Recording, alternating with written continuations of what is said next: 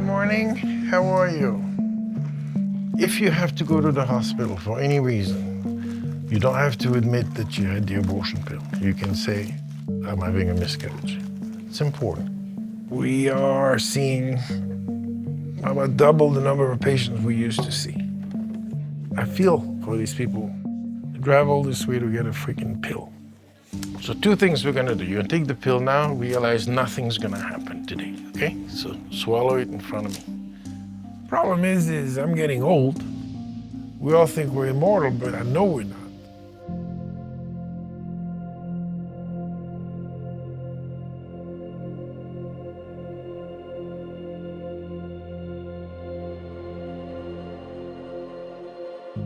I learned about abortion when I was 15 years old.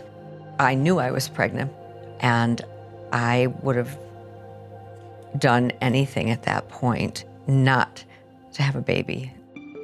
Jane started, like many other women's groups around the country, providing abortion counseling and referral to the underground network of doctors and quasi-doctors who were performing abortions before Roe v. Wade.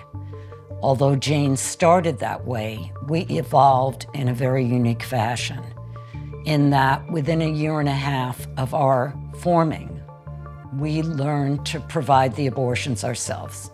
When I was a third-year medical student, 1963, 1964, every night that I was on call, I was helping my classmates take care of women who were suffering from illegal, unsafe abortions. We drove to some spot in Detroit, and both of us were then blindfolded and driven to this place. And when the blindfolds were taken off, we were inside some kind of warehouse. They couldn't do and finish the abortion. It was going to happen at home. They said it would happen in a couple of days. It was more than a week, and nothing had happened. Another appointment was made. They ruptured the membranes or amniotic sac, repacked my uterus with gauze, and within 24 to 48 hours, I started having contractions. When I think about it now, all I can think of is how desperate they must have been. I don't think that can be underestimated, to tell you what lengths women will go to do what they feel they must. There were 2 abortions going on at the same time. We did them on regular beds, on plastic sheets that we wiped down with alcohol, with sterilized equipment. You know, I would say to women, you could do anything but scream. First, in number 7018, Roe against Wade.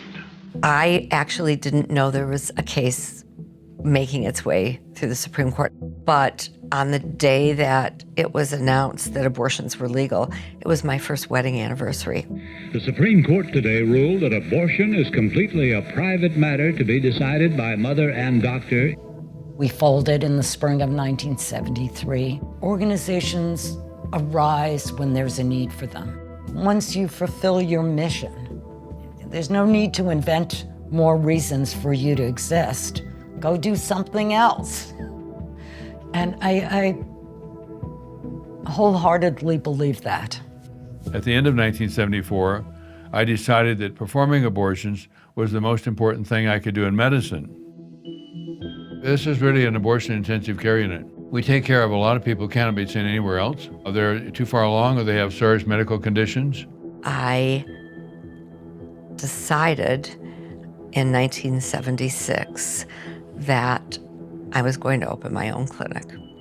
I was going to find a doctor who believed in women's health care the way I did. In 1984, I opened my private practice in El Paso, and soon after, we opened an abortion clinic. And the feeling was that in El Paso, there was a death warrant. If you did abortions, nobody would come visit you. I did not really think this was controversial because we were helping women, but within 2 weeks after the clinic opened, I started getting obscene death threats in the middle of the night. I started sleeping with a rifle by my bed in case somebody tried to break in. I expected to be shot when I arrived at my home. I expected to be shot when I walked out the door. That's still true. Nothing has changed. The most violent demonstrations were at the beginning of when we opened our clinic. They came in and locked the doors, all the patients inside, yelling, screaming, the bullhorn, police, arrested a few of them. In 1988, there were 5 shots fired through the front of my office, through the waiting room windows with a high-powered rifle. One of the bullets barely missed a member of my staff. I had just walked through the waiting room when this happened. So whoever did this wanted to kill somebody. The worst for me was the home picketing because they terrified my young children. These people who claim to be so pro-life and care so much about kids took great pleasure in terrifying my children.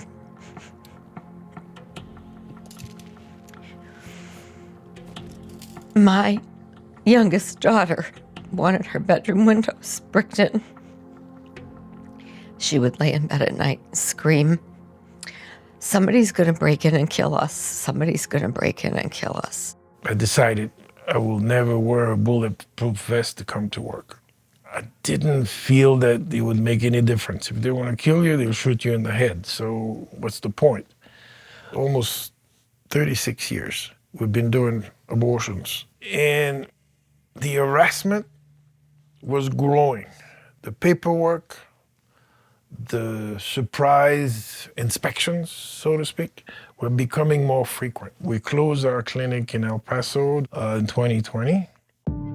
The Supreme Court has now overturned Roe v. Wade. We are not your incubators!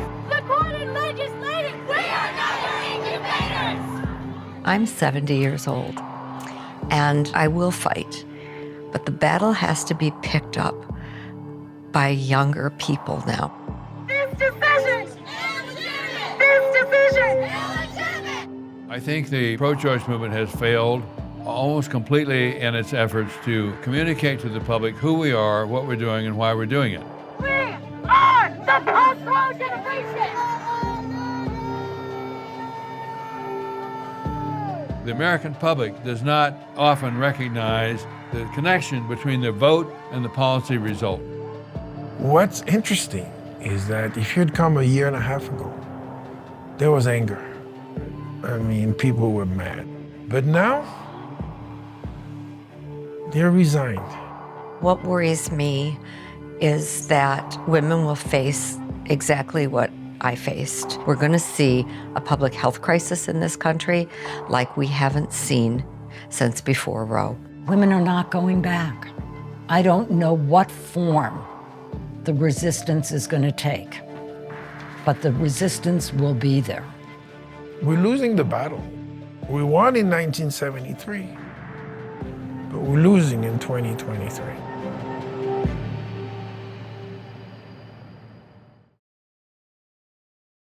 I'm Michael Learmonth, editor-in-chief of Vice News.